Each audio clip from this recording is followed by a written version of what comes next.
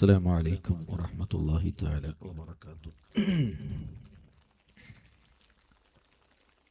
أعوذ بالله من الشيطان الرجيم. بسم الله الرحمن الرحيم. الحمد لله رب العالمين. أشهد أن لا إله إلا الله وحده لا شريك له،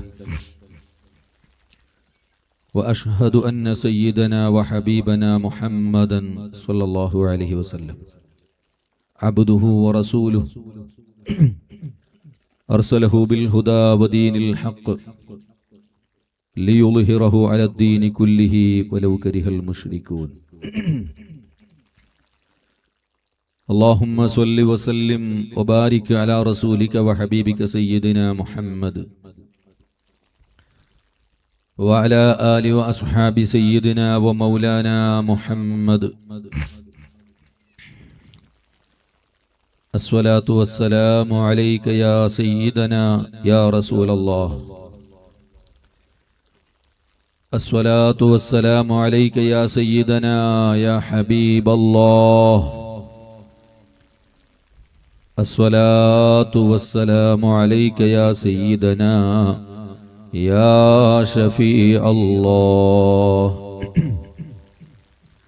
قد بلغت الرسالة وأديت الأمانة ونصحت الأمة وكشفت الغمة وجاهدت في الله حق جهادي وعبدت ربك حتى أتاك اليقين. فجزاك الله عنا أفضل وأكمل وأطيب وأحسن وأجزل ما جزى به نبيا عن أمتي يا خير خلق الله. خذ بأيدينا قلت حيلتنا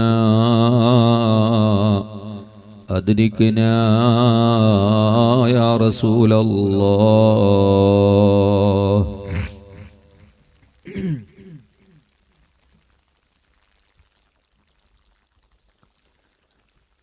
വളരെയേറെ ബഹുമാനവും സ്നേഹവുമുള്ള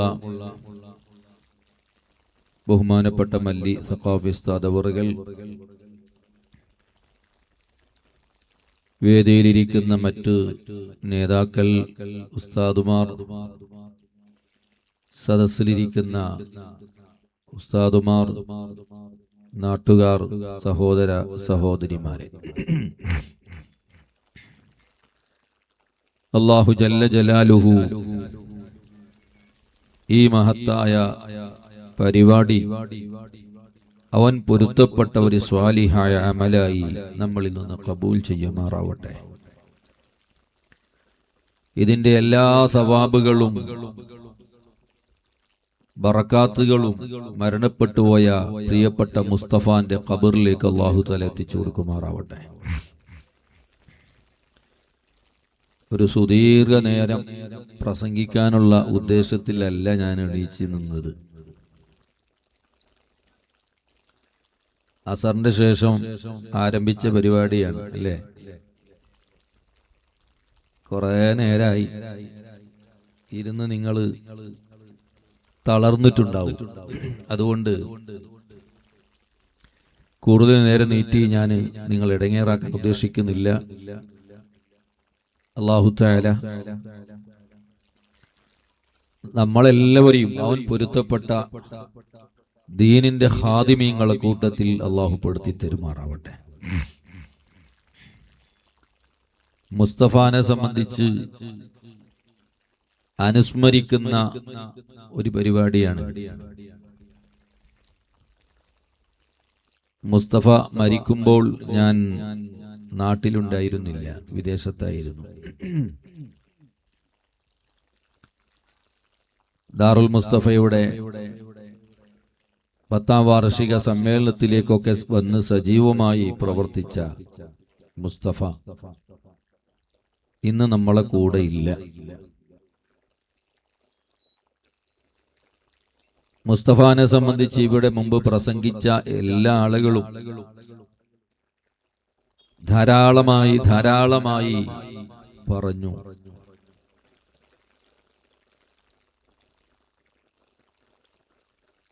ഇങ്ങനെ മരണത്തിന്റെ ശേഷം സ്തുതിക്കപ്പെടുന്ന, പുകഴ്ത്തപ്പെടുന്ന ഒരവസ്ഥ ഉണ്ടാകുന്നത് ചില്ലറ ആളുകൾക്ക് മാത്രം കിട്ടുന്ന സൗഭാഗ്യമാണ്. സാധാരണ ചിലപ്പോ ചില ആളുകൾ മരിച്ചാൽ ആളുകൾ പറയും മാറി പോയി അല്ലേ, അവൻ പോയാനെ മാറി പോയി അല്ലേ.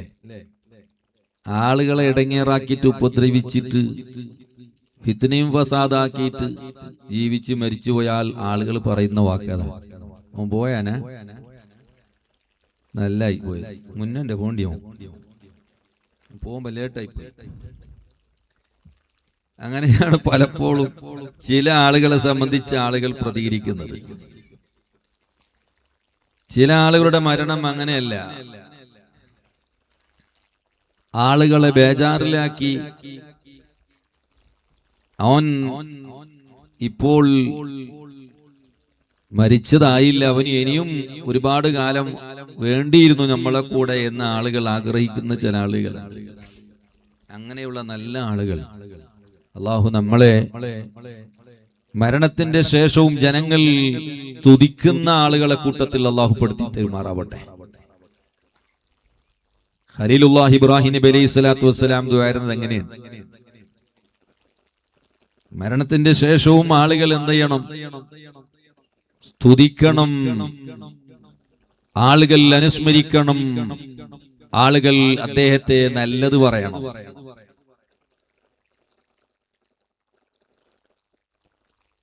ആളുകൾ നല്ലത് പറയുന്നത് കൊണ്ട് മരിച്ച ആളുകൾക്ക് വല്ലതും കിട്ടുമോ?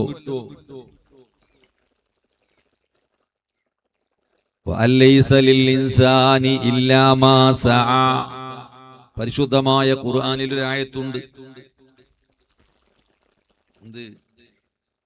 മനുഷ്യനിക്ക് അവൻ പ്രവർത്തിച്ചതല്ലാതെ വേറൊന്നും കിട്ടൂല, അവനവൻ ചെയ്തത് മാത്രമേ അവന്റെ ഖബറിൽ കിട്ടുള്ളൂ.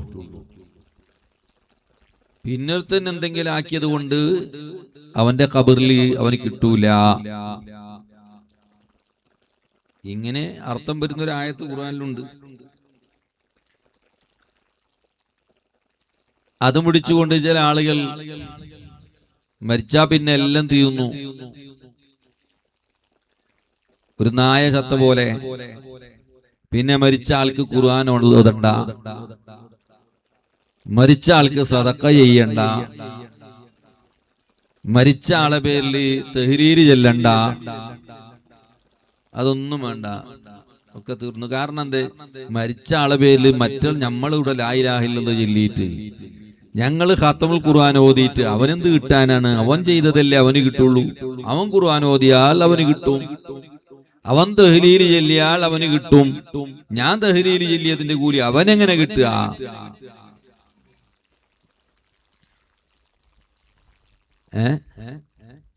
ഇതുപോലെ മരിച്ച ഒരാളെ പറ്റി നമ്മൾ പുകഴ്ത്തിയത് കൊണ്ട് വല്ല ഗുണവും ആ മരണപ്പെട്ടു പോയ വ്യക്തിക്കുണ്ടോ? ഉണ്ട്. അത് പരിശുദ്ധമായ ഇസ്ലാം നമ്മെ പഠിപ്പിച്ചിട്ടുണ്ട്. മുത്ത് റസൂലുള്ളാഹി സ്വല്ലല്ലാഹി അലൈഹി വസല്ലം തങ്ങൾ പഠിപ്പിച്ചു, ഉദ്കുറൂ മഹാസിന മൗതാകും. അള്ളാന്റെ ഹബീബ് പറഞ്ഞു, നിങ്ങളിൽ നിന്ന് മരണപ്പെട്ടു പോയ ആളുകൾ അവർ ജീവിതത്തിൽ ചെയ്ത നല്ല കാര്യങ്ങൾ നിങ്ങൾ എടുത്തു പറയണേ.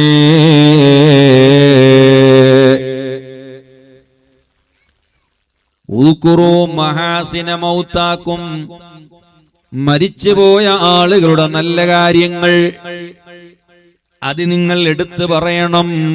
മുഹമ്മദ് മുസ്തഫ സ്വല്ലല്ലാഹു അലൈഹി വസല്ലമ തങ്ങൾ നമ്മെ പഠിപ്പിച്ചു. മരിച്ച ആള് ജീവിതത്തിൽ ചെയ്ത നല്ല കാര്യങ്ങൾ, അദ്ദേഹം പാവപ്പെട്ട ആളുകൾക്ക് വേണ്ടി പ്രവർത്തിച്ചിരുന്ന ആള് ആണ് എങ്കിൽ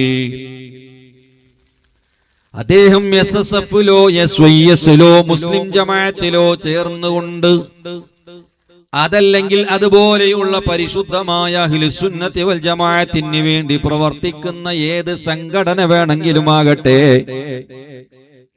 ആ സംഘടനയിൽ ചേർന്ന് അവൻ നല്ല കാര്യങ്ങൾ പ്രവർത്തിച്ചത് മരിച്ചതിന്റെ ശേഷം എടുത്തു പറയുമ്പോൾ അതുകൊണ്ടുള്ള ഗുണം മരണപ്പെട്ട വ്യക്തിക്ക് ലഭിക്കുന്നു.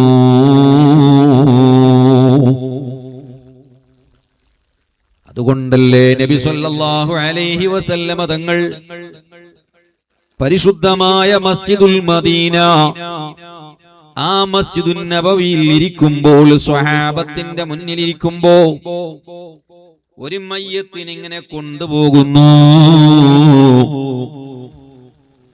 ആ മയ്യത്തിനെ കൊണ്ടുപോകുമ്പോൾ അള്ളാന്റെ ഹബീബ് സ്വഹാബത്തിനോട് ചോദിക്കുന്നു,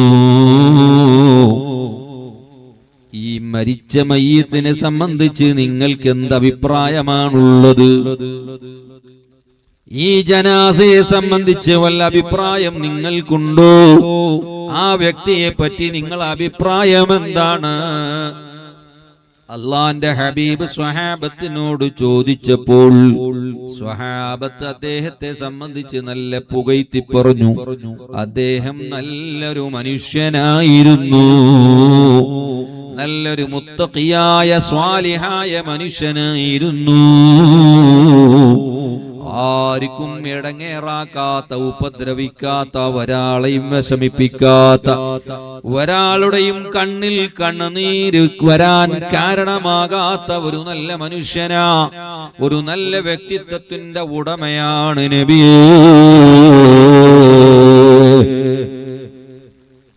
സ്വഹാബത്ത് ഇത് പറഞ്ഞപ്പോൾ അള്ളാന്റെ റസൂല് പറഞ്ഞു, വജബത് എന്ന് പറഞ്ഞു, നിർബന്ധമായി കഴിഞ്ഞു,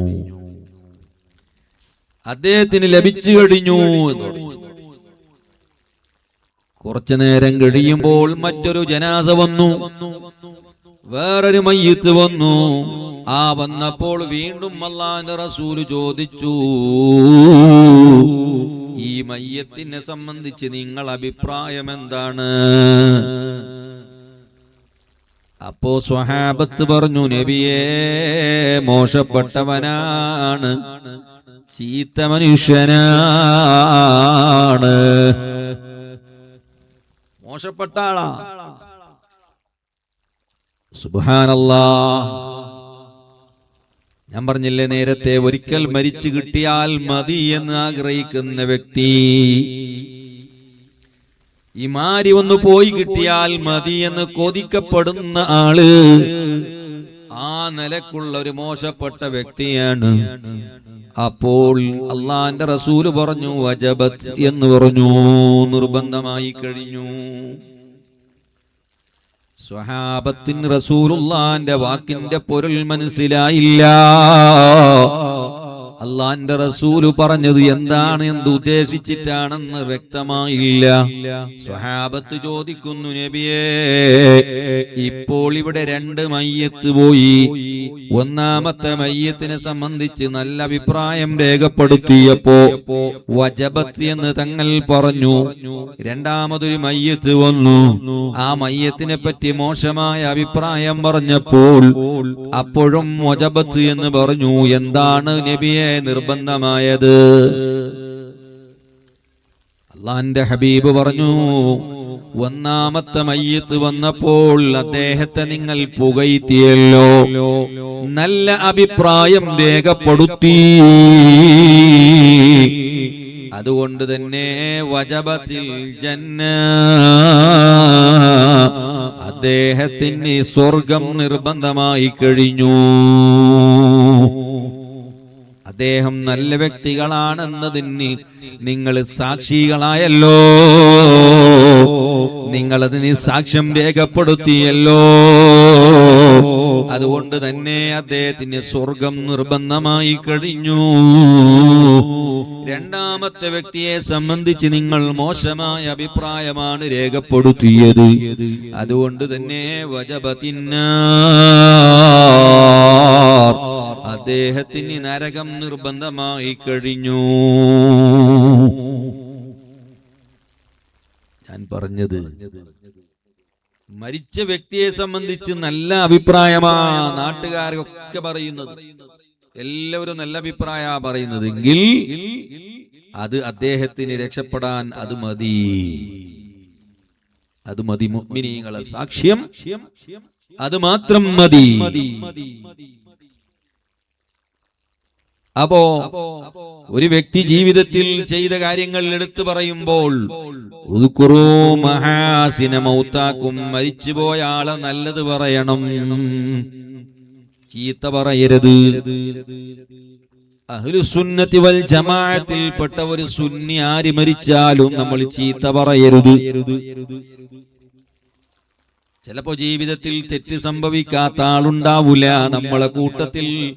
മഅസൂമീങ്ങൾ ആരും ഇല്ലല്ലോ, മഹ്ഫൂദീങ്ങളും ഇല്ലല്ലോ.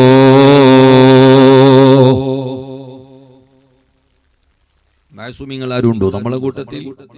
ആരുമില്ല. കുറ്റം ചെയ്യാത്ത ഒരു പണ്ഡിതനും ഇന്ന് കിട്ടൂല, കുറ്റം സംഭവിക്കാത്ത ഒരു തങ്ങളും കിട്ടൂല. അത് അമ്പിയാക്കൾക്ക് മാത്രമുള്ള ഒരു വിശേഷതയാണ് തെറ്റ് സംഭവിക്കാതിരിക്കുക. അതുപോലെ ഉലിയാക്കളാകുന്ന മഹാന്മാർ അവർ മഹ്ഫൂദീങ്ങളാണ്. അല്ലാത്ത എത്ര വലിയ പണ്ഡിതനായാലും എത്ര വലിയ തങ്ങളായാലും ജീവിതത്തിൽ ചിലപ്പോൾ ഇടർച്ചകൾ സംഭവിച്ചേക്കാം.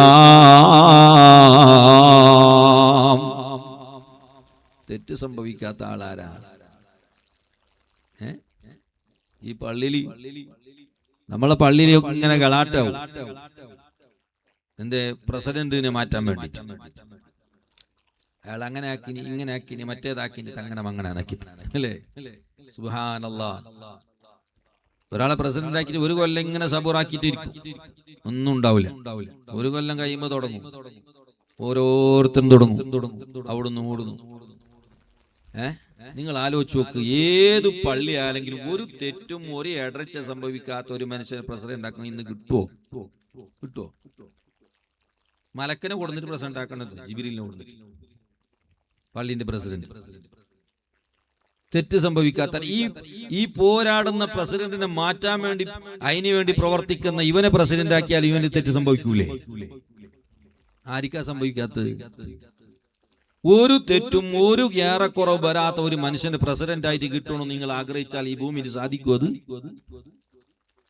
സാധിക്കോ? പിന്നെ എന്തിന് കളാട്ടാക്കണോ? ആരെ പിടിച്ച് പ്രസിഡന്റ് ആക്കിയാലും എന്തെങ്കിലും ഏറെക്കുറവ് വരാതിരിക്കൂലേ? മനുഷ്യനല്ലേ? അതിനൊക്കെ നമ്മൾ സഹിക്കണം, ഉപദേശിക്കണം. അതാ ചെയ്യേണ്ടത്. ഗളാട്ടാക്കിട്ട് പെരട്ടി പിടിച്ച് തല്ലാക്കലല്ലേ വേണ്ട. നസീഹത്ത് കൊടുക്കണം.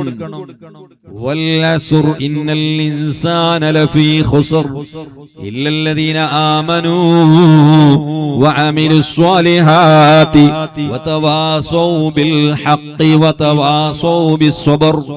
പരിശുദ്ധമായ ഖുർആൻ പറഞ്ഞു, 4 വിശേഷണമുള്ള ആളുകൾ അവരാണ് വിജയിച്ചവർ. വല്ലസുർ കാലം സാക്ഷിയാണ് കേട്ടോ, കാലം സാക്ഷിയാണ്. എന്തിന്? ഇന്നൽ ഇൻസാന ലഫീ ഖുസ്ർ, തീർച്ചയായും മനുഷ്യൻ നാശത്തിലാണ്, അവൻ പരാജിതനാണ്. ഇതിന് കാലം സാക്ഷിയാണ് കേട്ടോ. മനുഷ്യൻ പരാജിതനാണെന്നതിന് കാലം എങ്ങനെയാ സാക്ഷിയാകുന്നത്? കാലം സാക്ഷിയാകും. അതെങ്ങനെ? നിങ്ങൾ ചരിത്രത്തിലേക്കൊന്നും മടങ്ങണം. ചരിത്രം എന്ന് പറയുന്നത് കാലമാണ്. കഴിഞ്ഞുപോയ കാലത്തിനാണ് ചരിത്രം എന്ന് പറയുന്നത്. ആ കഴിഞ്ഞുപോയ കാലങ്ങളിലേക്കൊന്ന് നോട്ടം നമ്മുടെ കണ്ണൊന്ന് അങ്ങോട്ട് തിരിച്ചാൽ ആ ചരിത്രത്തിൽ കാണാം, അല്ലാഹുവിൽ വിശ്വസിച്ചുകൊണ്ട് അല്ലാഹുവിനെ അംഗീകരിച്ചുകൊണ്ട് നല്ലത് ചെയ്തവനാരാണോ അവർ വിജയിച്ചിരിക്കുന്നു. അള്ളാഹുവിനെ മറന്ന് ധിക്കരിച്ച് ആരിവിടെ ജീവിച്ചു പോയിട്ടുണ്ടോ അവരെല്ലാവരും പരാജയപ്പെട്ടിട്ടുണ്ട് കേട്ടോ. അവന് കോടികൾ ഉണ്ടായിരിക്കാം, അവൻ രാജാവായിരിക്കാം, അവന് പട്ടാളങ്ങൾ ഉണ്ടായിരിക്കാം, പക്ഷേ അല്ലാഹുവിന്റെ മുന്നിൽ അവൻ തോറ്റവനല്ലാതെ അവൻ വിജയിച്ചിട്ടില്ല. സുബ്ഹാനല്ലാഹ്, ഫിർഔനിനേക്കാൾ വലിയൊരു രാജാവ് ലോകത്ത് പിന്നെ ആരാ വന്നത്? അവനുണ്ടായിരുന്ന സ്വത്തുകൾ എത്രയാ, അവന്റെ അധികാരമെന്താ, അവന്റെ പട്ടാളമെന്താ? പക്ഷെ അവസാനം നിസ്സാരമായി അവനും ഈ ലോകത്ത് ചത്തുപോയില്ലേ. ഖാറൂനിന്റെ സ്വത്തുകൾ എന്താ? സുബ്ഹാനല്ലാഹ്, അവന്റെ പണവും അവന്റെ സ്വത്തും അവന്റെ പൈസയും അതൊക്കെ എടുത്തു വെക്കുന്ന ആ ഗോഡോണിന്റെ താക്കോലുകൾ തന്നെ സുബ്ഹാനല്ലാഹ് നൂറുകണക്കിന് ഒട്ടകങ്ങൾ ചുമക്കാൻ മാത്രമുള്ള താക്കോലുകൾ മാത്രം ചുമക്കാൻ മാത്രം അത്ര ഗോഡോണുകൾ ഉണ്ടായിരുന്നു. അത്ര വലിയ ധനാഢ്യനായ പണക്കാരനായിരുന്ന ഖാറൂൻ അവനും ചത്തുപോയില്ലേ. കാലം സാക്ഷിയാണ് കേട്ടോ. ഇന്നൽ ഇൻസാന ലഫീ ഖുസ്ർ, നിശ്ചയമായും മനുഷ്യൻ തോറ്റവനാണ്, അവൻ പരാജയപ്പെട്ടവനാണ്. ചരിത്രത്തിലേക്കൊന്ന് കണ്ണോടിച്ചു നോക്കിയാൽ അത് മനുഷ്യന് ബോധ്യപ്പെടും കേട്ടോ. ഇല്ലല്ലദീന ആമനൂ, 4 ഗുണങ്ങളുള്ള ആളുകളല്ലാതെ മറ്റുള്ള മുഴുവൻ ആളുകളും തോറ്റവരാ. ഒന്നാമത്തവരാരാ? ഇല്ലല്ലദീന ആമനൂ,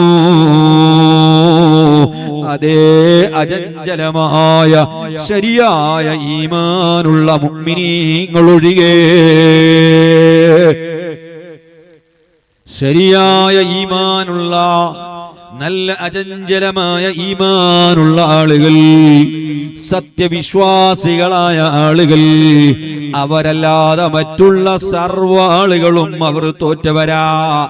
ഈമാനില്ലാത്ത ആളുകൾ, കുഫാറുകൾ, സത്യനിഷേധുകൾ, അവരിൽ ചിലപ്പോൾ അധികാരമുണ്ടായേക്കാം, അല്ലെങ്കിൽ മറ്റു പണങ്ങൾ ഉണ്ടായേക്കാം, ലോകം ഭരിക്കുന്നവരായിരിക്കാം, അല്ലെങ്കിൽ പല നാടുകളെയും പരാജയപ്പെടുത്താനും പിടിച്ചെടുക്കാനുള്ള അധികാരവും പവറും എല്ലാം ഉണ്ടായേക്കാം. പക്ഷെ ആ വിജയങ്ങളൊന്നും യഥാർത്ഥ വിജയമല്ല. ഏതെങ്കിലും ഒരു പാവപ്പെട്ട രാഷ്ട്രത്തിൽ പോയി ബോംബിട്ട് തകർത്ത് അവിടെ ആളുകളെ കൊന്നിട്ട് ആ യുദ്ധത്തിൽ ചിലപ്പോൾ വിജയിച്ചേക്കാം. അത് യഥാർത്ഥ വിജയമല്ല. യഥാർത്ഥ വിജയം അല്ലാഹുവിന്റെ മുന്നിലുള്ള വിജയമാണ്, അല്ലാഹുവിന്റെ അടുക്കലുള്ള വിജയമാണ്. ഒരു പാവപ്പെട്ട ഏതെങ്കിലും ഒരു മനുഷ്യനോട് തല്ലുകൂടി അവന്റെ വയറ്റിലേക്ക് കത്തിയിട്ട് കൊന്നെടുക്കാൻ ചിലപ്പോൾ സാധിച്ചേക്കാം. അതുകൊണ്ട് മരിച്ചവൻ തോറ്റവനാവൂല, കൊന്നവൻ വിജയിച്ചവനും ആകൂല. അത് ഈ ഭൗതികമായ ദുനിയാവിലുണ്ടാകുന്ന ചില താൽക്കാലികമായ ചില നേട്ടങ്ങൾ മാത്രമാണ്. വിജയമെന്ന് പറയുന്നത് അല്ലാഹുവിന്റെ അടുക്കലുള്ള വിജയമാണ്, റബ്ബിന്റെ അടുക്കലുള്ള വിജയമാണ്. വഇന്നദ്ദാറൽ ആഖിറത ലഹിയൽ ഹയവാൻ, അതേ ആഖിറത്തിന്റെ ജീവിതം, ആഖിറത്തിലെ വിജയം, അതാണ് യഥാർത്ഥ വിജയം. അല്ലാതെ ഭൗതികമായ ലോകത്തുണ്ടാകുന്ന വിജയങ്ങളോ നേട്ടങ്ങളോ ഒന്നുമല്ല. ഇല്ലല്ലദീന ആമനൂ, അചഞ്ചലമായ ഈമാനുള്ള ആളുകൾ ഒഴികെ. രണ്ടാമത് വഅമിലുസ് സ്വാലിഹാത്ത്, സൽക്കർമ്മങ്ങൾ ചെയ്യുന്ന ആളുകൾ.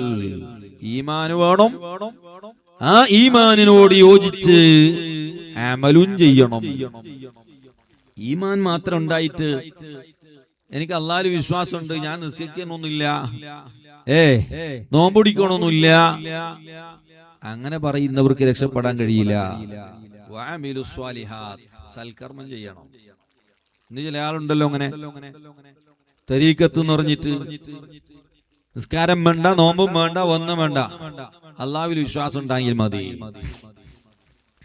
മിഞ്ഞാന്ന് കേരളത്തില്, നമ്മളെ നാട്ടിൽ കേരളത്തും കർണാടകത്തും എല്ലായിടത്തും ഗൾഫിലും വെള്ളിയാഴ്ച പെരുന്നാളായി. അപ്പൊ ഏതോ ഒരു ത്വരീക്കത്തുകാര് ബിയാഴ്ച പെരുന്നാൾ ഒരു ദിവസം മുമ്പ്. അപ്പൊ ഞാൻ പറഞ്ഞു, അവർക്ക് പെരുന്നാള് ബിയാഴ്ച ആയാലെന്താ, ബുധനാഴ്ച ആയാലെന്താ, നോമ്പുടിക്കുന്നവനല്ലേ പെരുന്നാൾ, ഓന് എല്ലാ നാളിലും പെരുന്നാൾ, നോമ്പില്ലാത്തവന് പെരുന്നത്.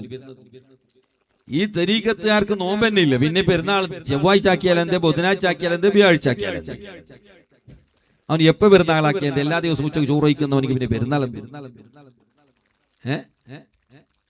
അപ്പോ അള്ളാഹുവിൽ ഈമാൻ ഉണ്ടായാ മതി, അമല് വേണ്ട, നിസ്കാരം വേണ്ട, നോമ്പുടിക്കണ്ട. വെള്ളിയാഴ്ച ഈ തരീക്കത്ത് എന്നൊക്കെ പറഞ്ഞിട്ട് കുറെ ആളുകൾ വെള്ളിയാഴ്ച എല്ലാ ആളുകളും പള്ളിക്ക് പോകുമ്പോ ഓരോ ഏതെങ്കിലും കബറിന്റെ അടുത്ത് ഡോള് മുട്ടുന്ന ചില ആളുകൾ.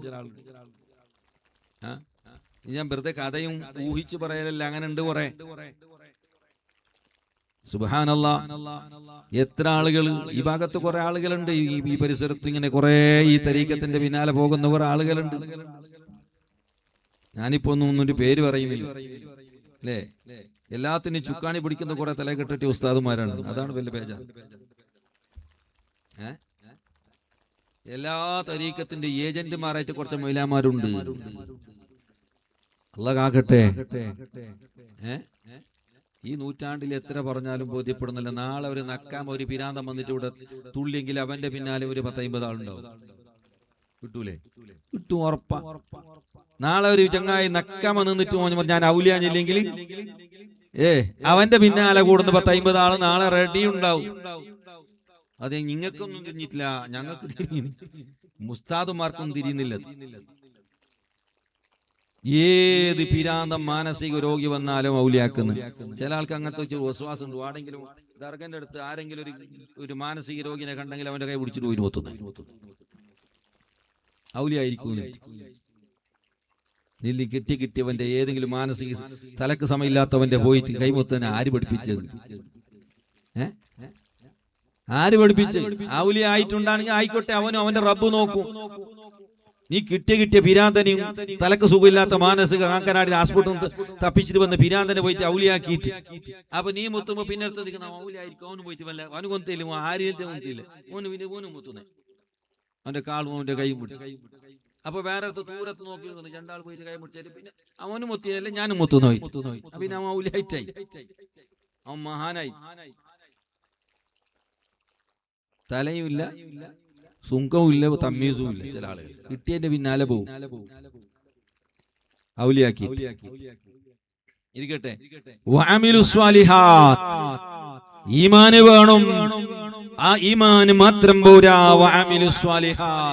സൽക്കർമ്മം പ്രവർത്തിക്കണം, നിസ്കരിക്കണം, നോമ്പുടിക്കണം, സക്കാത്ത് കൊടുക്കണം. പിന്നെയോ വതവാസൗ ബിൽ ഹഖ്, ഹക്ക് കൊണ്ട് പരസ്പരം അങ്ങോട്ടും ഇങ്ങോട്ടും വസിയത്ത് ചെയ്യുന്ന, ഉപദേശിക്കുന്ന ആളുകൾ. ഞാൻ പറഞ്ഞെന്തിനാണറിയോ? ഒരു പ്രസിഡന്റ് അയാളെ ജീവിതത്തിൽ പ്രസിഡന്റായി പ്രവർത്തിക്കുന്ന സമയത്ത് എന്തെങ്കിലും അപാകതകൾ, തെറ്റ് സംഭവിച്ചാൽ അയാളെ കോളർ പിടിച്ച് വലിച്ചിടുന്നല്ല, രഹസ്യമായി പോയി അയാളെ പറഞ്ഞു ഉപദേശിക്കലാണ് വേണ്ടത്. അയാളെ പരക്ക് പോയിട്ട് നല്ലത് പോയിട്ട് പറയാം, ആചാര ഇതിങ്ങനെ ആക്കിയാൽ നല്ല ഉണ്ടായി, അങ്ങനെ ആക്കുന്ന വേണ്ട. നല്ല ഒരു ഉപദേശം, നല്ല രീതിയിൽ ഉപദേശം കൊടുത്താൽ ആരാപ്പ സ്വീകരിക്കാത്തത്? ആരും സ്വീകരിക്കും. ഇതങ്ങനല്ല, കച്ച കെട്ടിയപ്പെടുത്തി ഇതിന്റെ കിട്ടുന്ന കാത്തോണ്ടിരിക്കുന്നേ, പിന്നല്ലേ ഉപദേശിക്കും. അവന്റെ നെയ്ന്റെ കിട്ടുന്നത് കാത്തോണ്ടിരിക്കുന്നു. തുടങ്ങിയ കച്ച കെട്ടി. പിന്നെ 4 ആളെ കൂട്ടിയും പോയ കൂടി വീടിന്റെ അടുത്ത് പോയ വാട്ടലിന്റെ അടുത്ത് അവിടെ കൈ ഇങ്ങനെ ആക്കിയോ, തുടങ്ങി. അവിടെ നമ്മളെ സമൂഹം നശിച്ചത് ഇതുകൊണ്ടാണ്.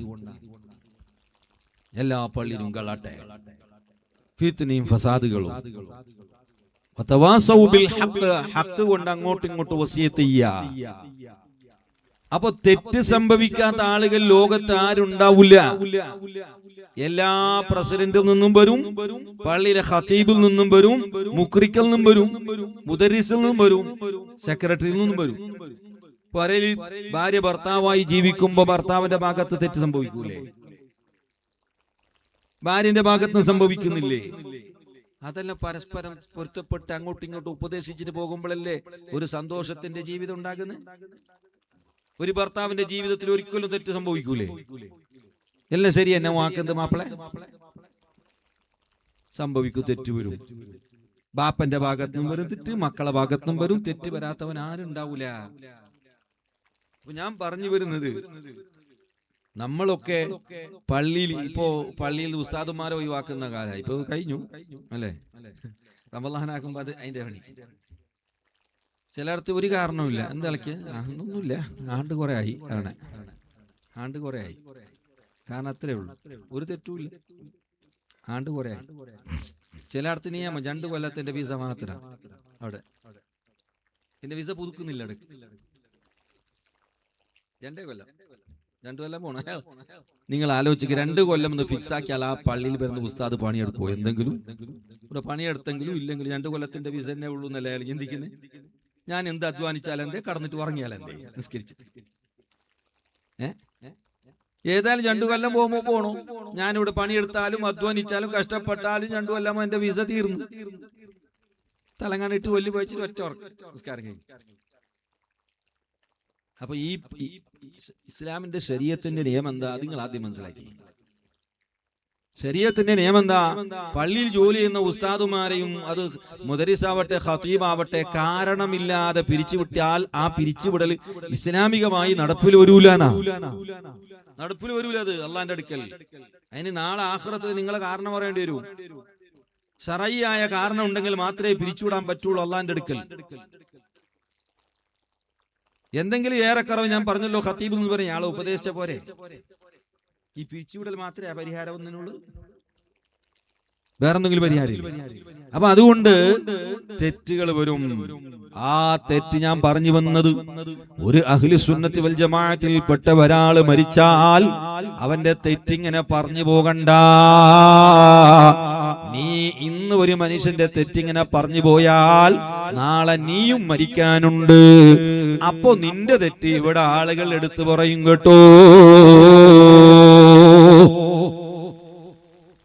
നീ ഇന്ന് ബസ് സ്റ്റാൻഡിൽ നിന്ന് ഇരുന്ന് നിന്റെ കട്ടയിലിരുന്ന് ഏതെങ്കിലും ഒരാൾ മരിച്ചപ്പോൾ അവനെ സംബന്ധിച്ച് മോശപ്പെട്ട കാര്യങ്ങൾ നീ അങ്ങാടിയിലോ ബസ് സ്റ്റാൻഡിലോ ഹോട്ടലിലോ നീ അവിടെ പോയിരുന്ന് പറഞ്ഞാൽ നാളെ നിനക്കും ഒരു ദിവസം വരാനുണ്ടല്ലോ. നീയും ഇതുപോലെ 3 കെട്ടും കെട്ടിയിട്ട് ആ മയ്യത്ത് കട്ടിലിൽ കിടത്തിയിട്ട് നിന്നെയും ഖബറിലേക്ക് കൊണ്ടുപോകുന്ന ഒരു ദിവസം നിനക്കും വരാനില്ലയോ? നീ മറ്റൊരുത്തനെ എങ്ങനെ മരിച്ചതിന്റെ ശേഷം വേണ്ടാത്തത് പറഞ്ഞു, അതുപോലെ നിന്നെയും മരിച്ചതിന് ശേഷം ഇവിടെ ആളുകൾ പറയാൻ ഇവിടെ ആളുകൾ ഉണ്ടാകും കേട്ടോ. അതുകൊണ്ട് മരിച്ചതിന് ശേഷം ഒരാളെ ചീത്ത പറയണ്ട, നല്ലതെടുത്ത് പറഞ്ഞു, നല്ലത് പറഞ്ഞു. അഹ്ലു സുന്നയിൽ പെട്ടവനാണെങ്കിൽ അവന്റെ നല്ല കാര്യങ്ങൾ എടുത്തു പറഞ്ഞു. അതവൻ നാളെ ആഖിറത്തിൽ ഉപകരിക്കും, അവന്റെ ഖബറിൽ അവന് ഉപകരിക്കും. അതേസമയം അഹ്ലു സുന്നത്തി വൽ ജമാഅത്തിൽ പെടാത്തവനാണെങ്കിൽ, ബിദ്അത്തുകാരനാണെങ്കിൽ അവന്റേത് നല്ലത് പറയാൻ നീ പോകണ്ട. ഇത് പരിശുദ്ധ ഇസ്ലാമിന്റെ നിയമമാണ്. ബിദ്അത്തുകാരനാണ് എങ്കിൽ, പിഴച്ചുപോയ ബിദ്അത്തുകാരനാണെങ്കിൽ അവന്റെ നല്ലത് പറയാൻ പാടില്ല.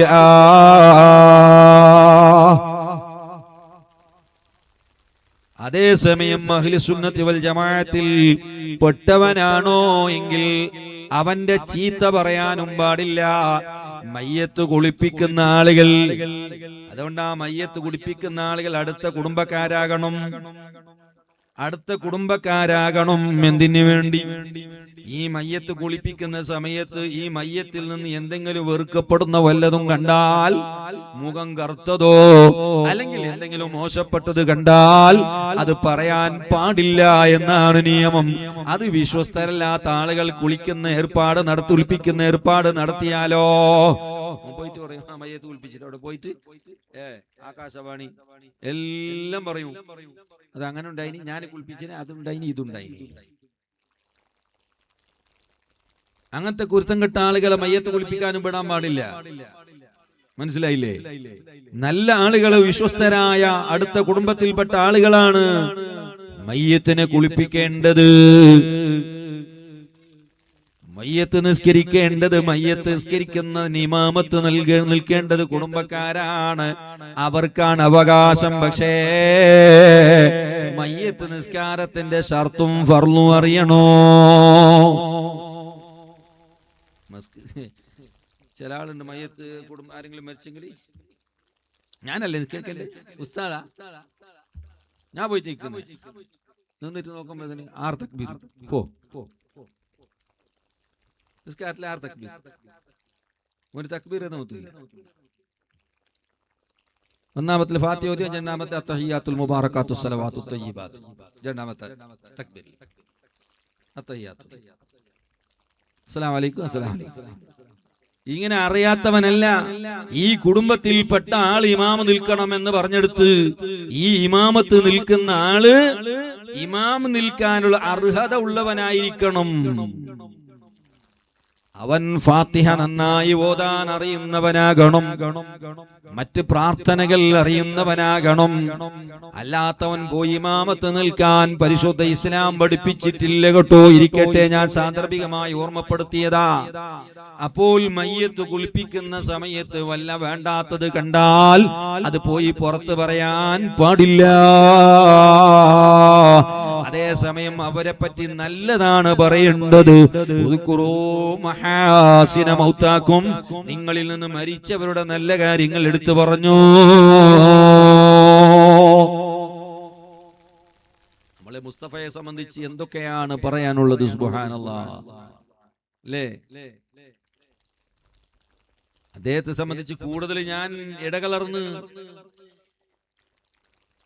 ജീവിച്ചവനല്ലെങ്കിലും പലരുടെയും പ്രസംഗങ്ങൾ എനിക്ക് കേട്ടപ്പോഴാണ് മുസ്തഫയുടെ പ്രവർത്തനം എനിക്ക് മനസ്സിലാക്കാൻ സാധിച്ചത്. അള്ളാഹു അതൊക്കെ ആഖിറത്തിലേക്കുള്ള വലിയ മുതൽക്കൂട്ടായി അള്ളാഹു കബൂൽ ചെയ്യുമാറാവട്ടെ. അതിന്റെ ഫലം അനുഭവിക്കാൻ അള്ളാഹു തൗഫീഖ് നൽകട്ടെ.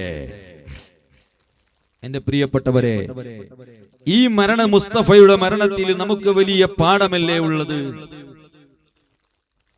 ഒരു ആലിമല്ല, ഒരു മുദർരിസല്ല, ഒരു ഖതീബല്ല, ഒരു മുഅല്ലിമല്ല, സാധാരണക്കാരനിൽ സാധാരണക്കാരനായി പ്രവർത്തിച്ചു. അഹ്ലുസുന്നത്തി വൽ ജമാഅത്തിന് വേണ്ടി പ്രവർത്തിച്ചു. ആളുകളെ നന്മക്ക് വേണ്ടി പ്രവർത്തിച്ചു.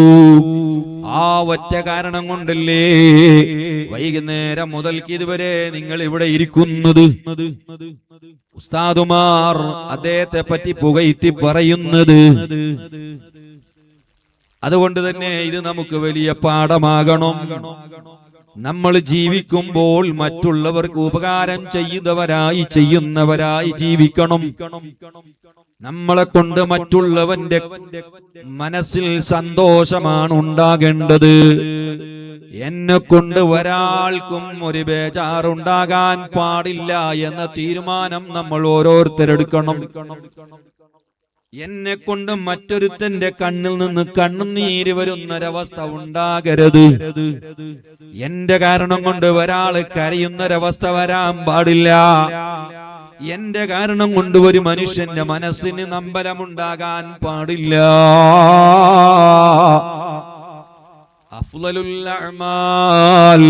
അള്ളാന്റെ റസൂല് പറഞ്ഞു, അമലുകളെ കൂട്ടത്തിൽ ഏറ്റവും മഹത്വമുള്ളത്, ഏറ്റവും ശ്രേഷ്ഠമായത് ഇദ്ഖാലു സുറൂരി അലാ ഖൽബി മുഅ്മിൻ, ഒരു മുഅ്മിന്റെ ഖൽബിൽ സന്തോഷമുണ്ടാക്കി കൊടുക്കുക എന്നത് അത് അമലുകളെ കൂട്ടത്തിൽ ഏറ്റവും മഹത്വമുള്ള അമലാണ് കേട്ടോ.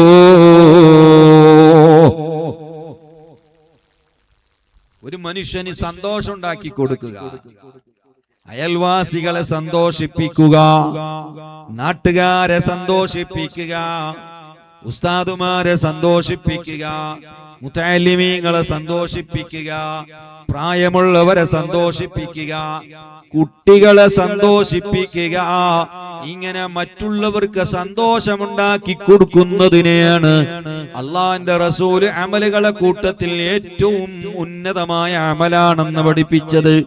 അതേസമയം ഒരു ശത്രുവാണെങ്കിൽ പോലും അവനെ വേദനിപ്പിക്കണമെന്നോ അവന്റെ മനസ്സ് നമ്പലമാക്കണമെന്നോ പരിശുദ്ധ ഇസ്ലാം പഠിപ്പിച്ചിട്ടില്ല.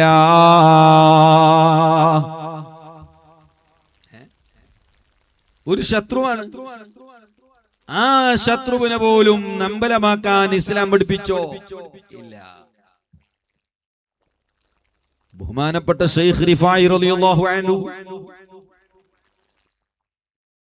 സുൽത്താനുൽ ആരിഫീൻ എന്ന പേരിൽ അറിയപ്പെടുന്ന മാൻ, അദ്ദേഹത്തിന്റെ പേരിൽ ഒരാള് കോടതിയിൽ കള്ളക്കേസ് കൊടുത്തു. സ്ഥലത്തിന്റെ പേരിൽ, ഭൂമിന്റെ പേരിൽ എന്റെ ഭൂമി പിടിച്ചെടുത്തിട്ടുണ്ട് കേസ് കൊടുത്തു. ആരെ പേരിലെ കേസ്? ശൈഖ് റിഫായിന്റെ പേരിൽ കള്ളക്കേസ് കൊടുത്തത് കൊണ്ട് ചില ആളുണ്ടല്ലോ, കാറ്റ് വരാതെ ഇല വന്തൂല എന്ന് പറഞ്ഞിട്ട് കിട്ടിയ ആളുകളെ പേരിൽ എന്തെങ്കിലും കള്ളാരോപണം നടത്തിയിട്ട് അത് എന്തെങ്കിലും ഉണ്ടാവും എന്ന് പറയുന്ന ആളുകൾ ഒരിക്കലും ശരിയല്ല. കാറ്റ് വന്നത് കൊണ്ട് തന്നെ ഇല വന്നുന്നല്ല, മൂന്തിയാലും വന്നു.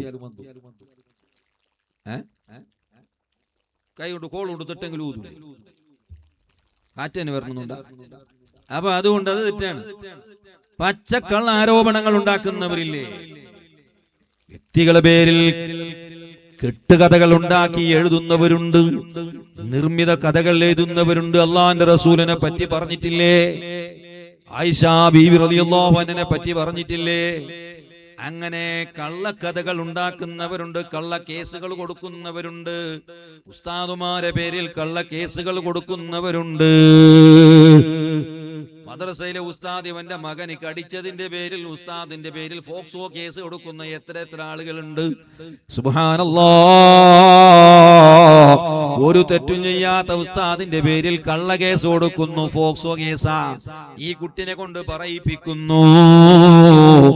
ഉപ്പ പറഞ്ഞതുപോലെ ഈ കുട്ടി പറയാണ്, എന്തേ ഈ ഉസ്താദ് ആ നിലക്കുള്ളൊരു തെറ്റ് ചെയ്തത് കൊണ്ടല്ല, മറിച്ച് ആ ഉസ്താദ് ഇവന്റെ മോനെ അടിച്ചിട്ടുണ്ട്, അതാണ് കാരണം, അത്രേ ഉള്ളൂ. ഇങ്ങനെ കള്ള കേസ് കൊടുക്കുന്നവരുണ്ട്.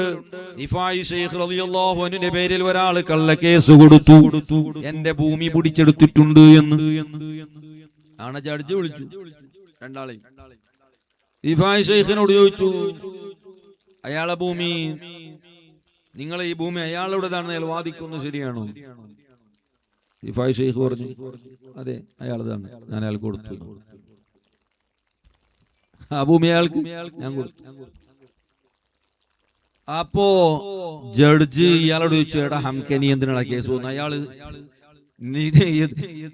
വിരോധിക്കുന്ന ആളെ പറ്റിയല്ലേ കേസ് കൊടുക്കേണ്ടത്? ഈ ഭൂമി എന്റേതാണെന്ന് അയാള് പറയുമ്പോ ഇത് എന്റേതാണെന്ന് പറയുന്ന ആളെ പറ്റിയല്ലേ കേസ് കൊടുക്കണം? ഇയാള് പറയുന്നു എന്റേതാണെന്ന്, പിന്നെ എന്തിനാ കേസ്? അയാൾക്ക് ആകെ നാണം കിട്ടും. അയാൾ പുറത്തു വന്നിട്ട് ഇയാളോട് ശൈഖ് റിഫായിയോട് പറഞ്ഞു, ദയവ് ചെയ്ത് എനിക്ക് ക്ഷമിക്കണം, എനിക്ക് മാഫാക്കണം. ശൈഖ് റിഫായി പറഞ്ഞു, എനിക്ക് മാഫാക്കി, ആ ഭൂമി നിനക്ക് തന്നു, നീ എന്നെ എടുത്തോ, എനിക്ക് വേണ്ട, ആ ഭൂമി ഞാൻ നിനക്ക് തന്നു. ഞാൻ പറഞ്ഞു വന്നത്, ഇങ്ങനെ ശത്രുക്കൾക്ക് വരെ അവരെ മനസ്സ് വേദനിപ്പിക്കുന്ന സ്വഭാവം മഹാന്മാരായ ഔലിയാക്കൾ കാണിച്ചിട്ടില്ല. നമ്മള് മറ്റുള്ളവരെ വേദനിപ്പിക്കല്ല വേണ്ടത്. ഒരാളെ കണ്ണിൽ നിന്ന് കണ്ണുനീര് വരുത്തരുത്, പ്രത്യേകിച്ച് പള്ളിയിൽ ജോലി ചെയ്യുന്ന ഉസ്താദുമാരെ വേദനിപ്പിച്ച് റമളാനാകുമ്പോ പുറത്താക്കുന്ന ആളുകളുണ്ട്, പകുതി സമയത്ത് പുറത്താക്കുന്നവരുണ്ട്. ഞാൻ ഈ അടുത്ത് ഒരാളെ വാർത്ത കേട്ടു, ഒരു വിഷയം കേട്ടു. ഒരു ഉസ്താദിന്റെ മകൾക്ക് സുഖമില്ലാത്ത സമയത്ത്, കുട്ടിക്ക് സുഖമില്ലാത്തതിന്റെ പേരിൽ മദ്രസക്ക് 2 ദിവസം ലീവായി പോയി. കാരണം എന്തേ? കുട്ടിക്ക് സുഖമില്ലായിരുന്നു. ഹോസ്പിറ്റലിലേക്ക് പോയതുകൊണ്ട് മദ്രസ ലീവായി പോയി. ആ ഒറ്റ കാരണം കൊണ്ട് ആ നാട്ടുകാർ ഉസ്താദിന് പിരിച്ചുവിട്ടു. സുബ്ഹാനല്ലാഹ്. കണ്ണിൽ ചോരയില്ലാത്ത ചില കമ്മിറ്റി ഭാരവാഹികളുണ്ട്. നിങ്ങൾ മനസ്സിലാക്കണം, നിങ്ങൾക്ക് മാത്രമല്ല കുട്ടികളുള്ളത്, ഉസ്താദുമാർക്ക് കുട്ടികളുണ്ട്, അവർക്കും ഭാര്യയുണ്ട്, അവർക്കും ഉമ്മമാരുണ്ട്, അവർക്കും ഉപ്പയുണ്ട്, അവർക്കും കുടുംബമുണ്ട് കേട്ടോ.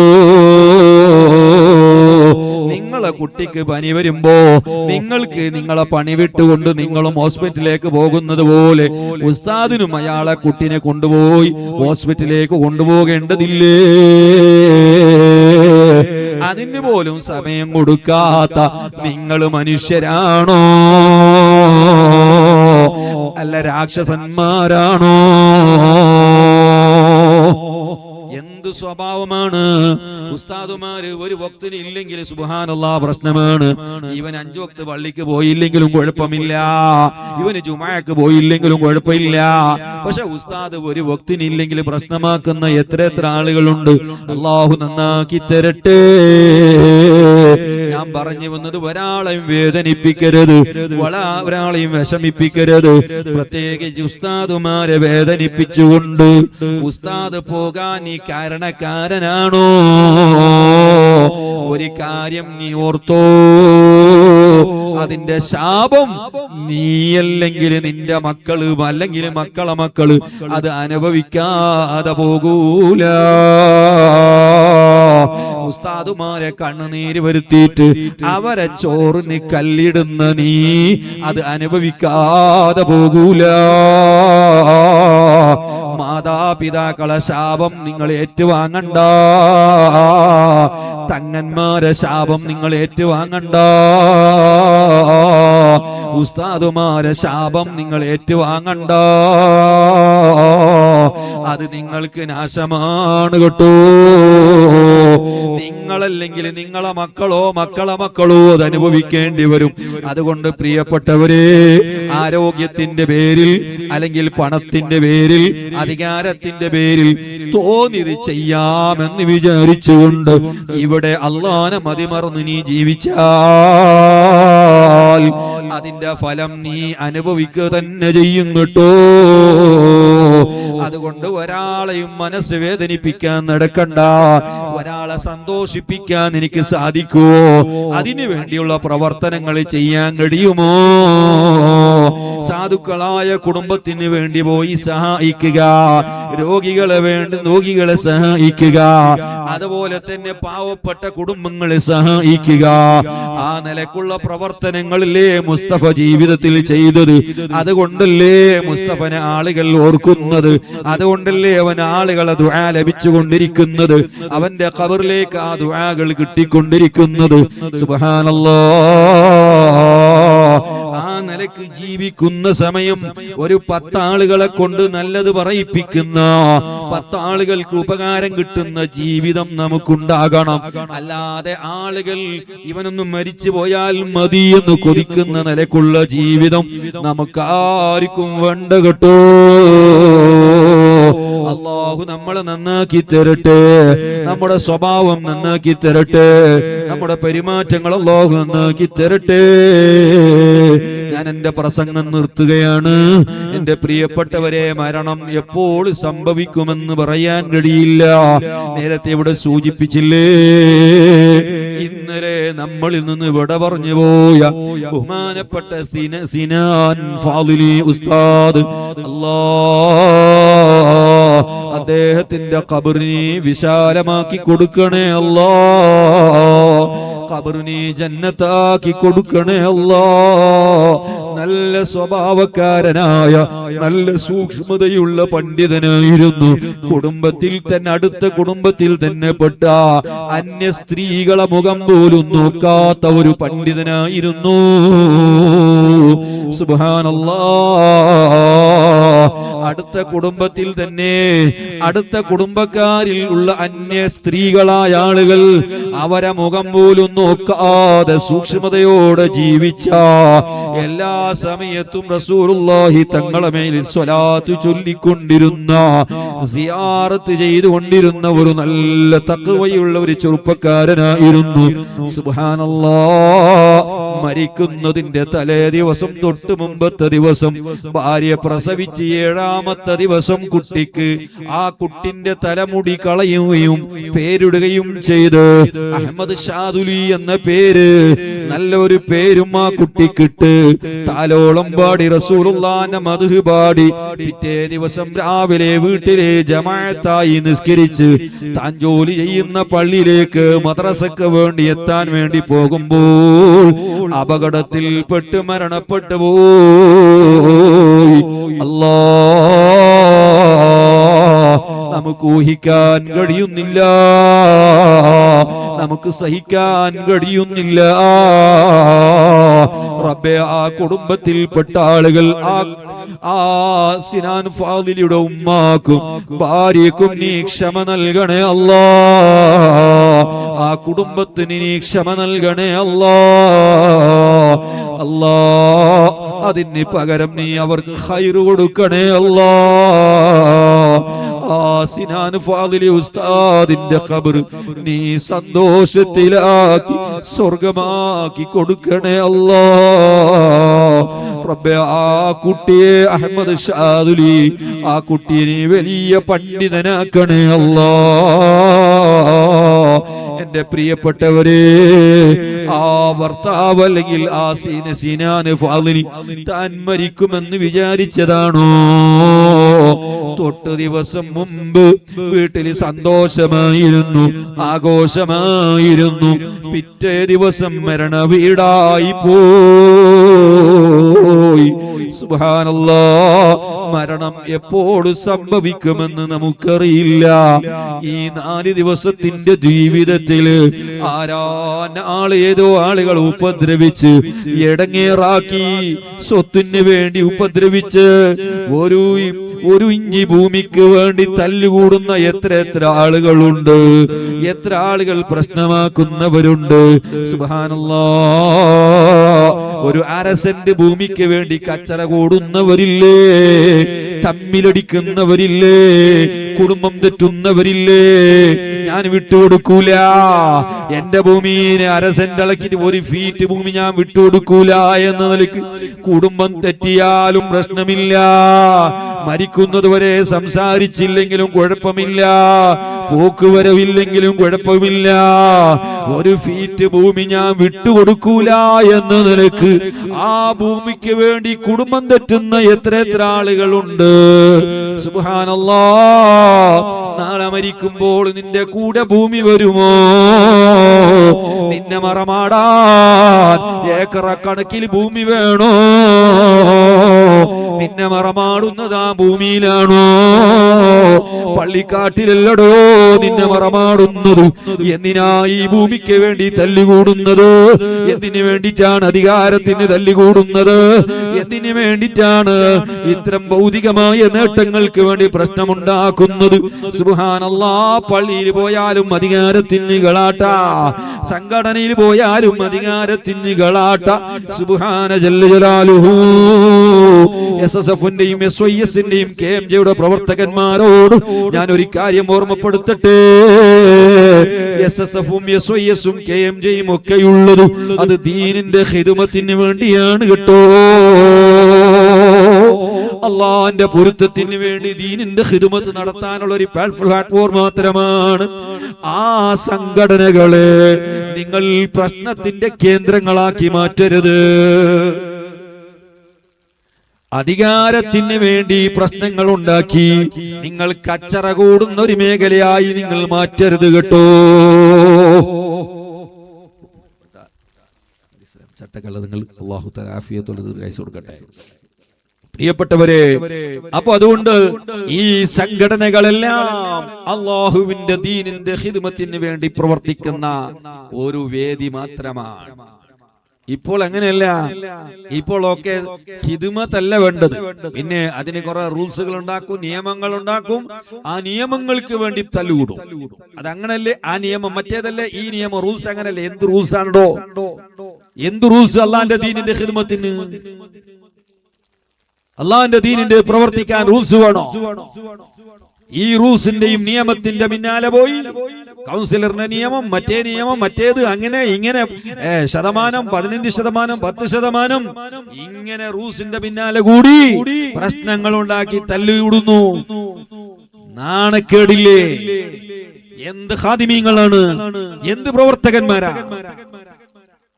അള്ളാന്റെ ദീനിന് പ്രവർത്തിക്കുമ്പോൾ ഈ റൂൾസിന്റെയും നിയമത്തിന്റെ പിന്നാലെ പോയി ഖിദ്മത്തൊന്നുമില്ല. പിന്നെ അവനെ താത്തണം, ഇവനെ പൊന്തിക്കണം, അവനെ പിടിച്ച് താഴെക്കിടണം, ഇവനെ മറ്റടുത്ത് കൊണ്ടുവരണം, അവനെ പ്രസിഡന്റ് ആക്കണം, ഇവനെ സെക്രട്ടറി ആക്കണം. ഇതല്ലേ നമ്മളൊക്കെ? നമ്മുടെ മനസ്സെന്തായി പോയി?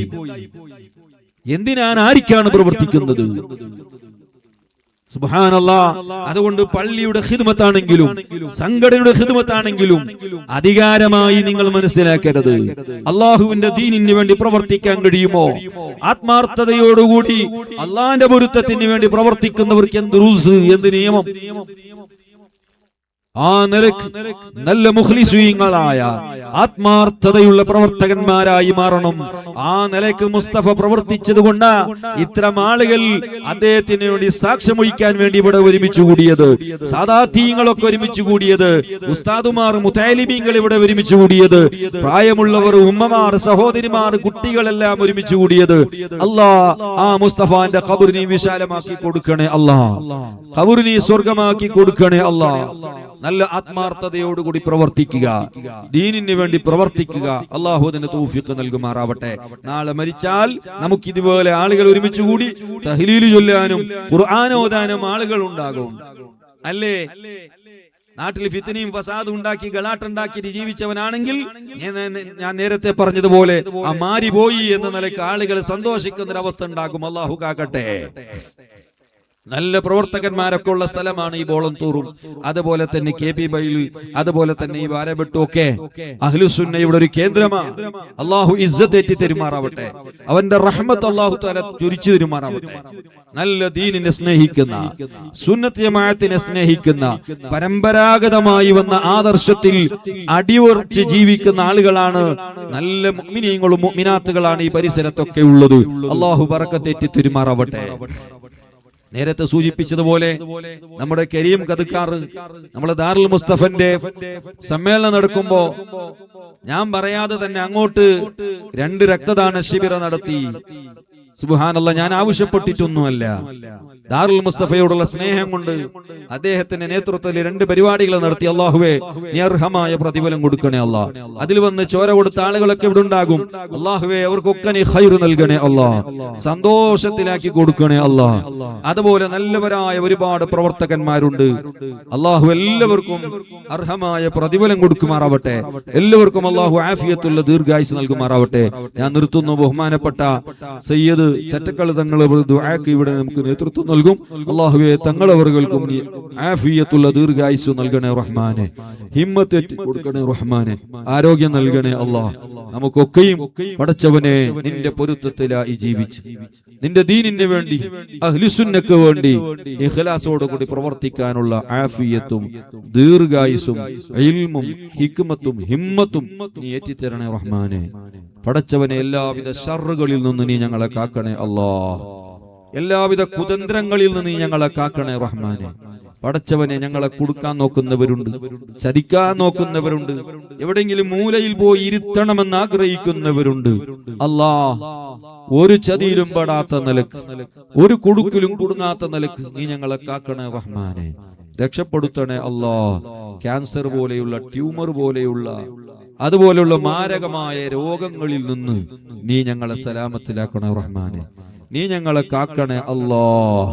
പടച്ചവനെ, ലോക മുസ്ലിമീങ്ങൾക്ക് നീ സമാധാനവും ഇസ്സത്തും നൽകണേ റഹ്മാനെ. ലോക മുസ്ലിമീങ്ങൾക്ക് നീ പ്രതാപം നൽകണേ റഹ്മാനെ. അല്ലാഹുവേ, നിന്റെ ശത്രുക്കളെ മുന്നിൽ മുസ്ലിമീങ്ങളെ തരം താഴ്ത്തരുത് റഹ്മാനെ. അള്ളാഹുവെ ആ നിലക്കുള്ള അവസ്ഥയിൽ നിന്ന് നീ കാക്കണേ അല്ലാ.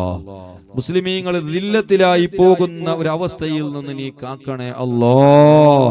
നീ രക്ഷപ്പെടുത്തണേ അല്ലാ. ഫലസ്തീനിലും മറ്റും പല സ്ഥലങ്ങളിലും ചെറിയ പിഞ്ചു പൈതലുകൾ മരിച്ചുകൊണ്ടിരിക്കുന്നു. അല്ലാ, നീ സലാമത്ത് കൊടുക്കണേ അല്ലാ. സലാമത്ത് നൽകണേ അല്ലാ. പഠിച്ചവനെ, ഞങ്ങൾക്ക് ആഫിയത്തുള്ള ദീർഘായുസ് നൽകണം റഹ്മാനെ. പെട്ടെന്നുള്ള മരണങ്ങളിൽ നിന്ന് നീ കാക്കണേ അല്ലാ. അപകട മരണങ്ങളിൽ നിന്ന് നീ രക്ഷ നൽകണേ അല്ലാ. ബിറഹ്മതിക യാ അർഹമർ റഹീമീൻ. ഒരു കാര്യം അവസാനമായി സൂചിപ്പിക്കുകയാണ്. നമ്മളൊക്കെ ചില നാടന്മാര്, സാധാരണക്കാരായ ആളുകളൊക്കെ ദ്വാരക്കുമ്പോൾ പഠിച്ചവനെ ഞങ്ങളെ ക്യാൻസർ തരല്ല അല്ലാ, മറ്റേ രോഗങ്ങൾ തന്ന് എന്നെ മറ്റേതാക്കല്ല അല്ലാ എന്നൊക്കെ പറയലുണ്ട്. അപ്പൊ ആ ശൈലി ഒഴിവാക്കിയിട്ട് ക്യാൻസർ പോലുള്ള രോഗങ്ങളിൽ നിന്ന് കാവൽ ചോദിക്കുക, രോഗങ്ങളിൽ നിന്ന് കാവൽ ചോദിക്കുക, നേരിട്ടുകൊണ്ട് റബ്ബിലേക്ക് ചേർക്കാതെ ചീത്തയായ സംഗതികളെ അള്ളാഹുവിലേക്ക് ചേർക്കുന്നത് അദബിനോട് യോജിച്ചതല്ല. മോശപ്പെട്ട കാര്യങ്ങൾ അള്ളാഹുവിലേക്ക് ചേർക്കരുത്, അത് നല്ല ശൈലിയല്ല. അപ്പൊ അതുകൊണ്ട് അത്തരം രോഗങ്ങളിൽ നിന്ന് കാവൽ ചോദിക്കുകയാണ്. അങ്ങനെയാണ് റസൂലുള്ളാഹി തങ്ങൾ ദുആ അഊദു ബിക അഊദു ബിക അഊദു ബിക, അങ്ങനെയൊക്കെയാണ് അള്ളാഹുവിന്റെ റസൂലിന്റെ ദുആ ഉള്ളത്. അപ്പൊ അതുകൊണ്ട് ദുആരക്കുമ്പോൾ അത്തരം കാര്യങ്ങൾ ശ്രദ്ധിക്കുന്നത് നല്ലതായിരിക്കും എന്ന് മാത്രം ഓർമ്മപ്പെടുത്തി. അസ്സലാമു അലൈക്കും വറഹ്മത്തുള്ളാഹി തആല വബറകാതുഹു.